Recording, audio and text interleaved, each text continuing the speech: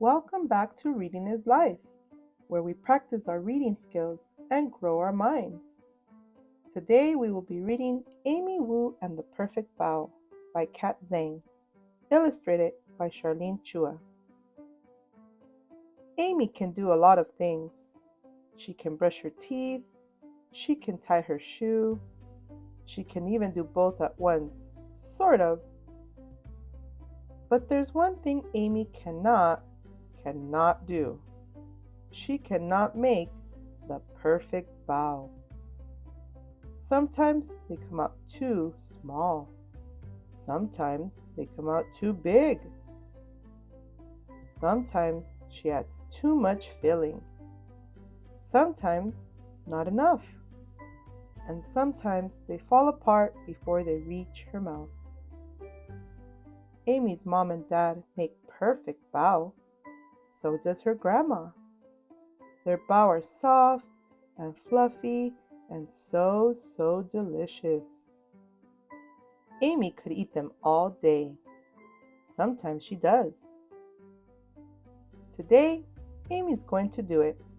She's going to make the world's most perfect bow. Bow making is an all-day event. Amy's dad starts in the morning mixing together the ingredients for the dough. Then it's time to knead. He pushes the dough. He punches the dough. Amy gives it a try too. They leave the dough to rise. Amy keeps an eye on it, just in case. It grows bigger and bigger and even bigger. Amy's dad squishes the dough down just in time. He rolls it into a log and cuts it into pieces.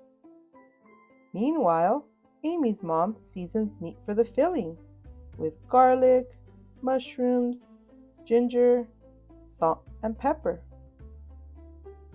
Everyone gathers around the table and rolls up their sleeves. It's time to get to work. Amy's first bow turns out a little funny. So does her second. It's hard to know how much filling to add. Too little and the bow is sad and empty. Too much and oops! It's also hard to pinch the bow shut just right. Pinch, pinch, pinch. Amy watches her mom make a perfect bow. She watches her dad make a perfect bow. And her grandma too. They all try to teach her.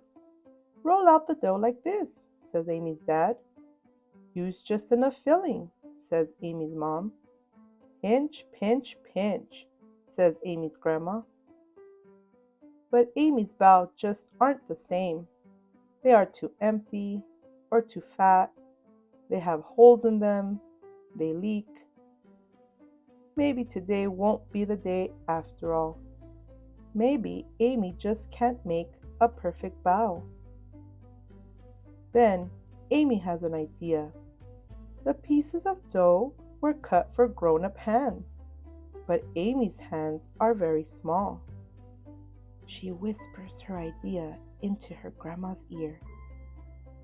Amy's grandma cuts each piece of dough into two smaller pieces, Amy-sized pieces. Now they fit perfectly in Amy's palms. Carefully, Amy rolls the dough so it's thicker on the inside and thinner at the edges. She adds just the right amount of filling. She pinches it shut. And there it is, Amy's perfect bow. She makes another, and another, and even more after that. She's a bow-making master. Soon, all of the dough and filling are gone. Everyone is tired, but they're not done yet. Amy's grandma boils a big pot of water. It's time to steam the bow. Amy keeps an eye on the steamer, just in case. All her perfect bow, and all the imperfect ones too, are snug inside. The bow are done.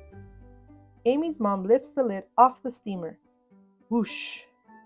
Out comes a puff of steam. Amy can't see anything at all. The steam clears. There are Amy's perfect bow. They are not too small. They are not too big. They have just the right amount of filling, and they do not leak. They are soft and fluffy and so, so delicious. Amy eats one, then another. Then she eats one of the not so perfect bow. And you know what? It tastes just as good. So she goes to school and she shares the bow she made with her friends.